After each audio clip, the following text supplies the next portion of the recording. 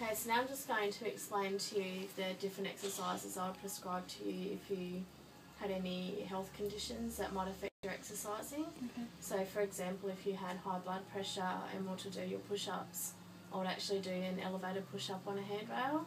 We want to avoid any exercises that are isometric contractions or pushing above the head, because that's going to cause a rise in your blood pressure. We want to maintain that on a low level, and we'll incorporate rest periods with the exercises just so you've got that time to recover and we're not risking going into that high blood pressure zone. Yep.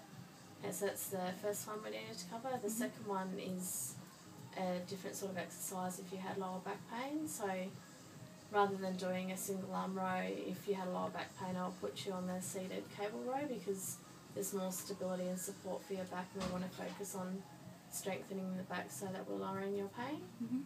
And we'd also incorporate some pelvic floor work to help strengthen your lower back as well. Okay, and the third one I'm going to cover is if you had a knee injury or just some sort of pain in your knee that you're experiencing.